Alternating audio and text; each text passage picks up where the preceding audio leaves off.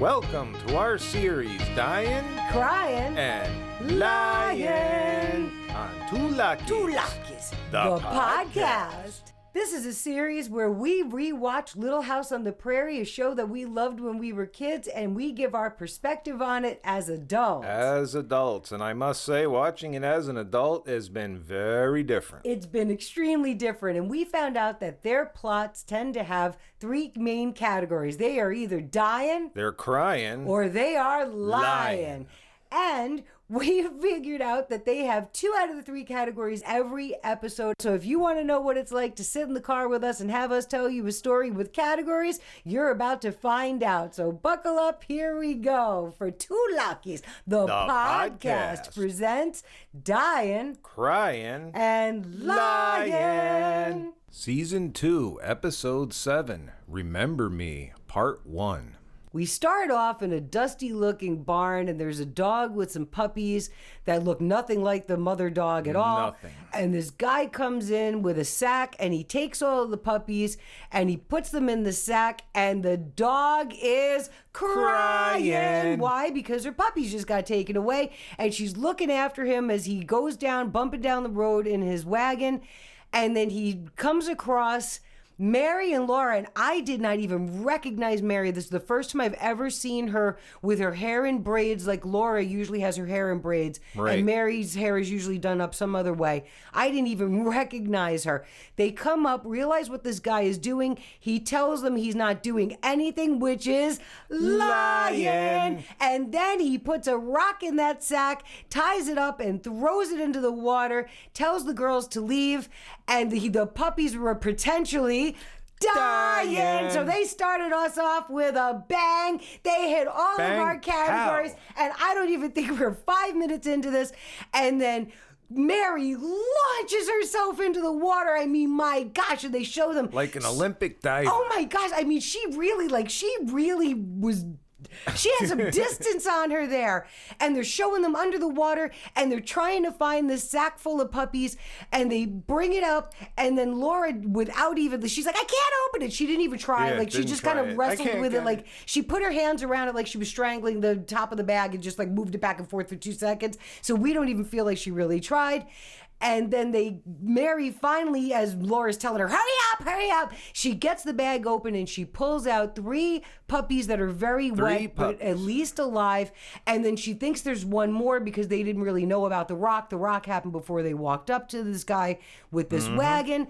And they're all upset and they're all nervous. And Laura, who fishes and catches all kinds of bugs and like frogs and everything, she's I squeamish. can't look. Like, it was really weird that she was squeamish. But then they figure out, because Mary had to be brave, and Mary figures out it's a rock, and then they hug each other while they are crying. We have been waiting for this, writers. You've been keeping us waiting this whole season, and finally you brought it out. Woo-hoo! It's nighttime, and we're at the Ingalls barn where you got Pa, Ma, Laura, Mary, and Carrie. We got a Carrie report. Carrie's She in the walks in scene. with the girls. She walks in with her sisters. They have the pup sitting with Jack, and they're talking about as Jack realizes that, these are pups, and maybe he thinks that he's his ma, and then no, then maybe the pa. And through their conversation, it's decided that they're going to tell the kids at school and they're going to look for homes for the pups. And seems like Laura really wants to keep them and Pa's like, no. And then when they shuffle off the bed, which one of them didn't even get a kiss. Yes, Carrie did not get a kiss. And I thought that wasn't... No, Carrie got a kiss from Pa, but not from Ma. Right, not from Ma. He lifted her up and kissed Carrie. But Ma did not give a kiss. And Laura said, I'll take her, and walks her back into the house. So after the kids go in to bed, now you got Ma standing there going, I wonder if Jack really will miss them. It's, oh, Carolyn, you're worse than the girls. And we do have to say as well, still in the season 1 shirt, That Pa. indestructible season 1 shirt is still indestructible. He is wearing that shirt out. And for everything it's been through, it still looks brand new. It does. It's amazing, isn't it? It's the next morning at the farm, and Laura is still trying to bring these puppies to school, and Pa is hooking up the team, and he's going to take a short trip to Sleepy Eye with Mr. Edwards, and now all of a sudden... Short for Pa could be a week. Mrs. Sanderson, I think her name is Sanderson. There's something like that. Okay, so she has 3 children, 2 boys and a girl. She just shows up out of nowhere. I mean, they're not close, these farms. They are not close to each other at all. She just shows up talking about, oh, you have a new addition to the farm. And he tells her, no, the kids are going to have to find homes for these puppies. And now she's going in to talk to Carolyn because Carolyn is going into town, but she's waiting for the widow Snyder, which is still another odd thing because I think the widow Snyder lives in town. Well, this is the first time we're ever meeting this lady. Yeah, but I just kids. don't. I think we've seen the kids before, possibly, but We have seen the kids in later episodes, but for now, this is the first time we're seeing them. But there's a whole different dynamic. But they're like 3 miles out of town, and like Mrs. The widow Sanders. No, the widow Sanders. The widow. The widow Snyder, whose name is Grace, lives in town. So, like, as far as I know, she lives in town. Why would she be coming all the way out to go all the way back with Ma? I really feel like they kind of... I don't know why. They do these things for convenience that just don't make any sense to me. But now the kids are sitting in the barn looking at these puppies. They're with Laura and these other kids that came by. And Charles is going to be going over to this woman, is a widow now. Her husband had done a lot of favors for the Ingalls family. Right. And now he's going to be harrowing the field with his horses and his harrow. Even though she just asked to borrow the team to be able to do it, he said no, he wants to repay the favor. The kids are in the barn, they're fawning all over these little pups, and I guess they got the story of how they came to the Ingalls family, and now they're trying to scheme so they can get one. It's an older boy, a younger boy, and a little girl. And it's funny because, even in this age, Laura says, well, why don't you just ask your ma for one of the pups? He goes, oh, I'll tell you what. Alicia, that was her name. Alicia's the little girl. You ask her, she can't say no to you. So they are scheming in the barn, and then we find out the reason why Grace is coming to the Ingalls farm. Mr. Edwards and Grace showed up at the Ingalls farm, I guess you could say. Because they're going to Sleepy Eye, Mr. Edwards and Chaz. So, but that means that she was staying with Mr. Edwards at his place because his place is nearer to the farm because she lives in town. So they head off for Sleepy Eye, and the reins were handed over to Mr. Edwards to drive the old dream team. Yeah, it's for the 100-mile walk in season 1. And Ma and Grace are going over, and Carrie is in the doorway with Ma, and she's standing there with Jack the dog. He keeps coming back and forth, and she keeps petting him, and he keeps running away. And now the kids look like they're all headed off to school. Oh, and Pa told Mr. Edwards to marry that woman. And that's the problem with having friends. They're always trying to offer advice. Yeah. Now, the 3 Sanderson kids, I think it's Sanderson, yes, are walking with Mary, Laura, and Carrie. Carrie's walking with her sisters. And then Ma is walking with Widow Snyder and the Widow Sanderson, because even though she's Mrs. Sanderson, she's the Widow Sanderson. Right. And they're walking together, and those kids are still scheming because, of course, they're walking ahead of their moms, and they are still scheming about this puppy. And Alicia says, well, I can't act all sad, with everybody watching. And Mary says, well, she's more likely to say yes if everybody's around. Like, it's harder to say no. Right. So they're doing that. So she ends up staying behind and lets the women catch up to her, and the mother, is something wrong, and she says, no, Mom, we're gonna call that lying. There is something wrong. That's why you're standing there looking away, pouting. Yes, just looking away, pouting. And her ma comes over to her and she asks her questions, and she finally finds out that she wants a puppy. Oh, please, it'll be a good guard dog. And she says, now tell me the truth. Did your brothers tell you to ask? And she was honest. She says, was truthful. Yes, they did. And her truthfulness earned her a puppy, which she is about to name Mine. Which... I think that's kind of cute, actually. So everybody just arrived into town. They figured that the 3 kids are going to stop by the Ingalls on the way home from school and pick up the pup. And then we find out that Ma's just invited the Widow Snyder and the Widow Sanderson to a picnic that she's going to have on Sunday. So after they go their separate ways, the Widow Sanderson goes in to see Doc Baker. And that's when we find out that the poor Widow Sanderson is... Dyin. And I gotta say, Doc Baker, I'm really disappointed in him. Oh my gosh, she pretty much diagnosed herself. She was sitting there trying to find out how much time. At first, she was kind of lying to herself, saying, oh, it's just sore. My lymph nodes are sore or whatever. And you know how it spreads through the children. One gets sick and the next one gets sick. But really, after a few minutes, we find out that she knew she was sick this whole time. Doc Baker knew she was sick to the point where this is something she's not going to recover from. He's feeling her lymph nodes around her neck and then just turns and stares off into the distance. And like she's he's talking asking to the him wall. all these questions and he won't answer. It's like, come on, man, are you a doctor or what? You got to give news. Sometimes But this it's isn't bad the first news. time we've seen this with She Doc has Baker. to say, how much time is, I have little ones to care for. You said you were going to be honest with me. So him standing there is his own form of lying. You need to speak up, man. But we find out that it could be really any day. At first she says a month. He says a month, a year, and then she said a week, and then it could be. Then she even realized she came up with it, and he just nodded his head. So right while really he's talk. staring at the wall, and she's like looking at the back kind of side of him. I mean, really now, Doc Baker, you gotta do better. Gosh, I wanted to say grow a set, but my gosh. Do better. Oh boy, you better be ready Wow. for this one. So Mrs. Sanderson, the widow Sanderson, comes over the ridge and she's coming towards her farm, which really looks like what Mr. Edwards lives in the future. But here's Charles, and he's doing what he said to do. He's harrowing the field, and she comes down, and you see the children in the distance, and they're all excited about this puppy because they had gone to pick it up. He makes sure that she knew about it. He said, they said you knew about it. She's like, yes, I did. And while she has her back to him, she says, I'm dying. And I thought she has Dr. Baker-itis because neither one of them can face people while they're talking about difficult stuff. But here he is, and now Charles is over her shoulder, and he is crying. So they had to hit us with, they had been pressing these buttons like they're playing us a tune.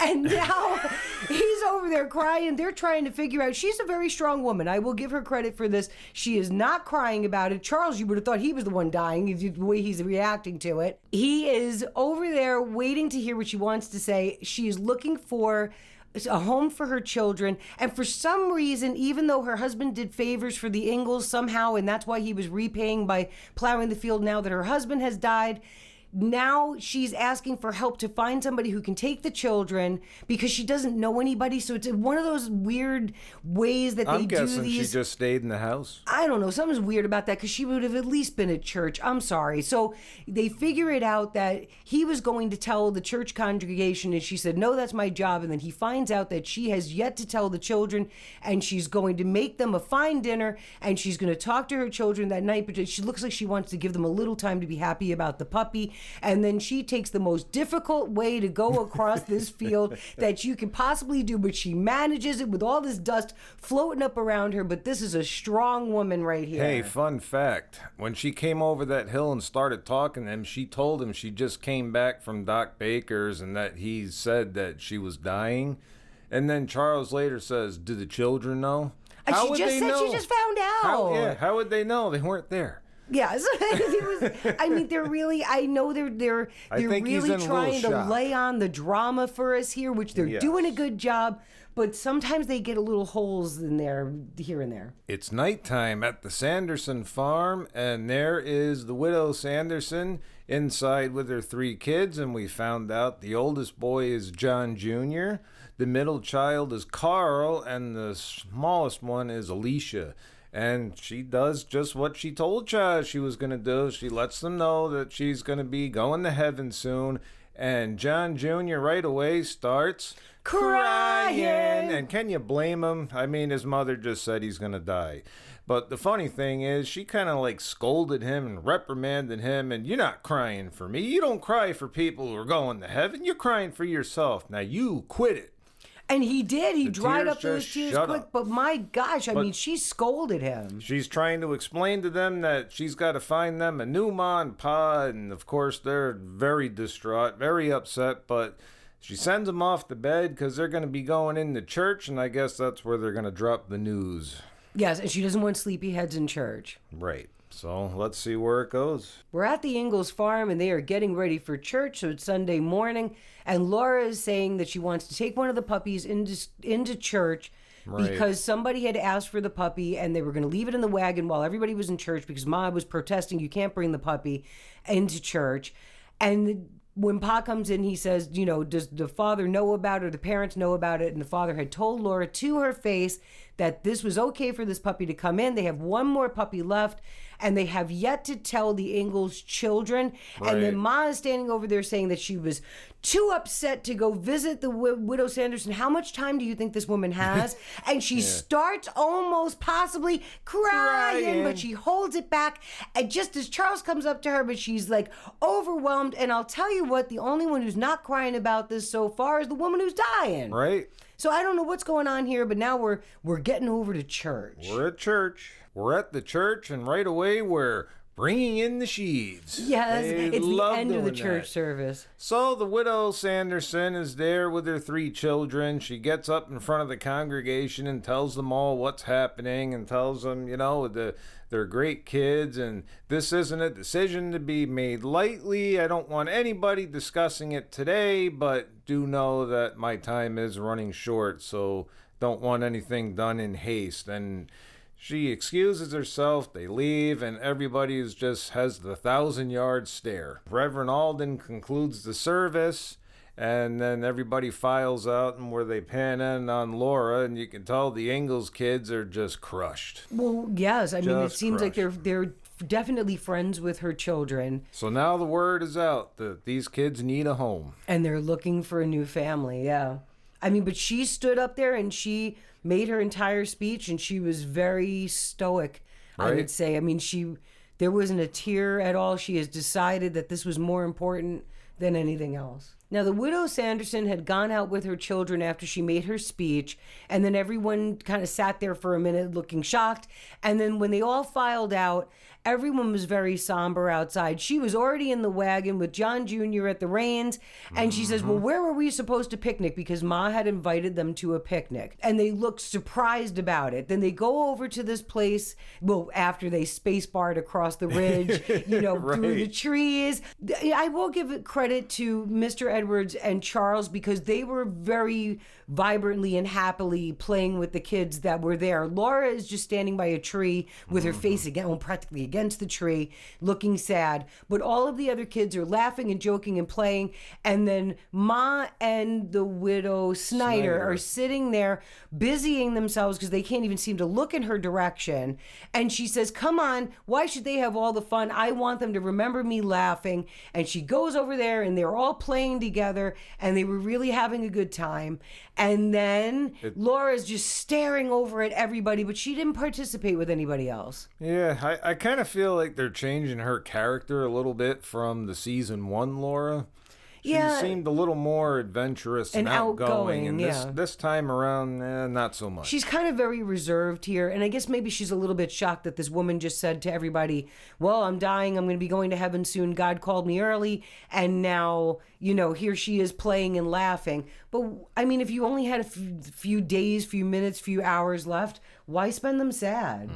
Well, we finally got some answers as to what's been the matter with Laura. I mean, obviously, somebody's dying, but she's sitting off by herself up against a tree by a stream, and Chaz has to come over and say, hey, it's time to eat. Well, he's been looking for her, he said, all day. And she said she's scared. She can't find herself to want to be around the widow Sanderson because she's scared, and we find out she's scared that Ma and Pa are going to die, and then she's going to be in the same situation after they, go over the age brackets, and we find out they're in their 30s or their 40s. Yes, the widow Sanderson is in her 30s or 40s, which I thought she was closer to 50, 60. So I think Pa, and I'll give him an attaboy on this one.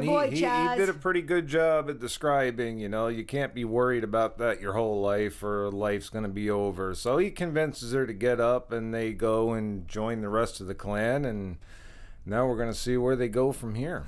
All right.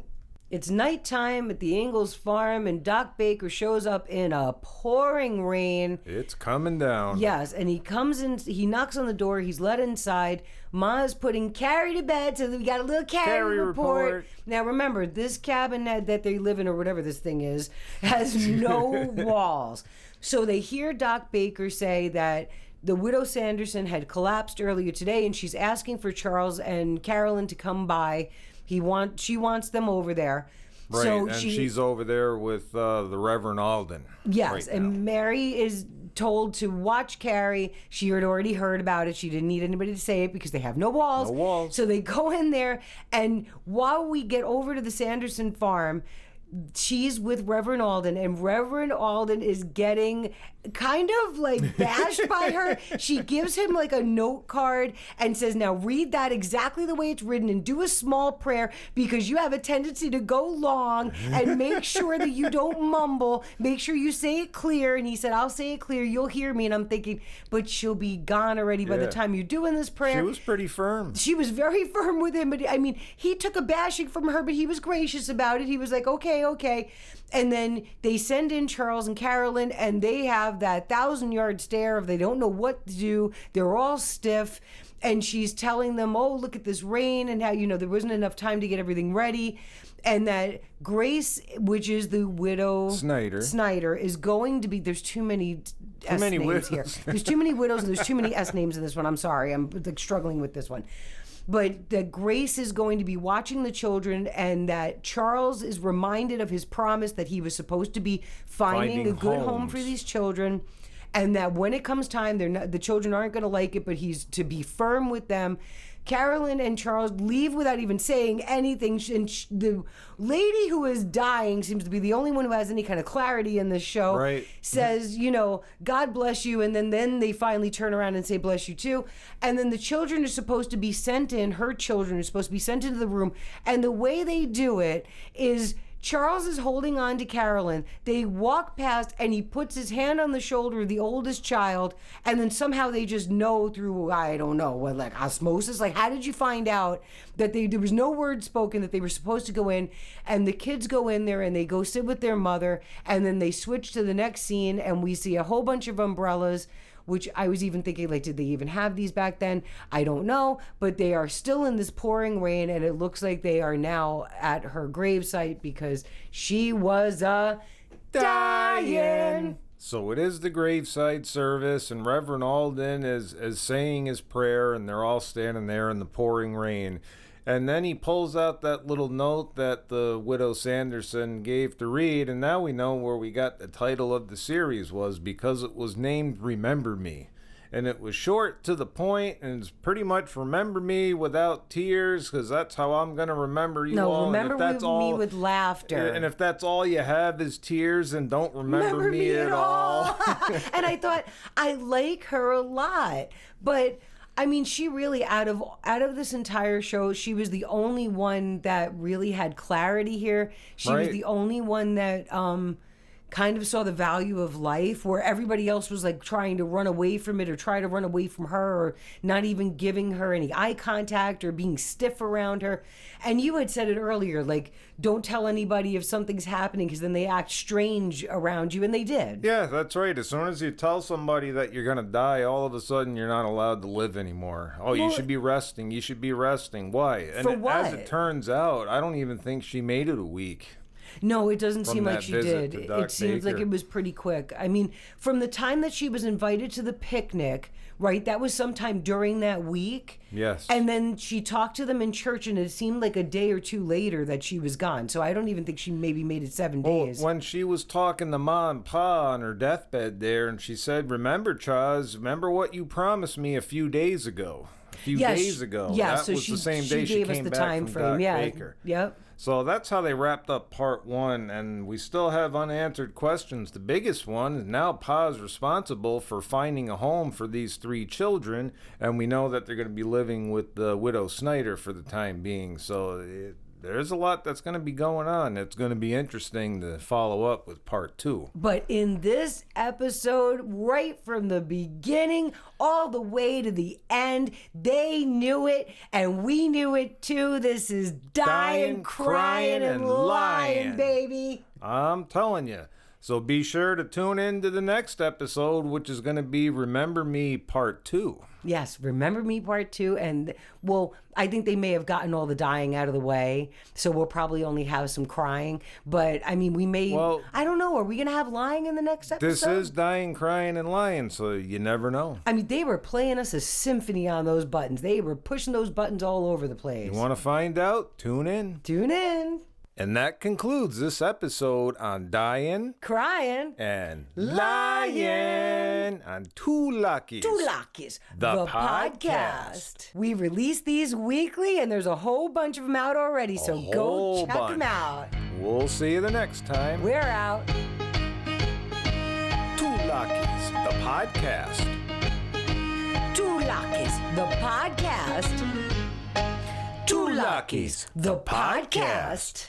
You made it to the end. Woohoo! You made it. Woo. And here's our fun fact. If you had told me even a year ago, or maybe even a few months ago at this point, that I would be sitting here excited that a plot line had people dying, crying, and lying, I would have been like, what are you talking about? And here I am over here like, yes, they got our categories. Woo, they hit our categories. I mean, they're talking about some heavy topics in this show, especially in this one. And here I am going, yes, they hit the button. Yes, they hit the button. So if you want to know that I would have been shocked, I would have been shocked. But here we are because they knew it and we know it too. This is Dyin, Cryin and Lyin. Well, let's remember all these people that are dying, crying, and lying on the show that didn't happen in real life. Well, at least fictional. Not at this point. I mean, these are people acting like they're dying, right. And they're acting like they're crying, and they're acting like they're lying. So we should be able to call them out. We should be able to have fun with it because life is short. And as Mrs. Sanderson said, remember me with laughter, and that's what we're here for. So we appreciate you. Thanks for staying. Thanks for staying.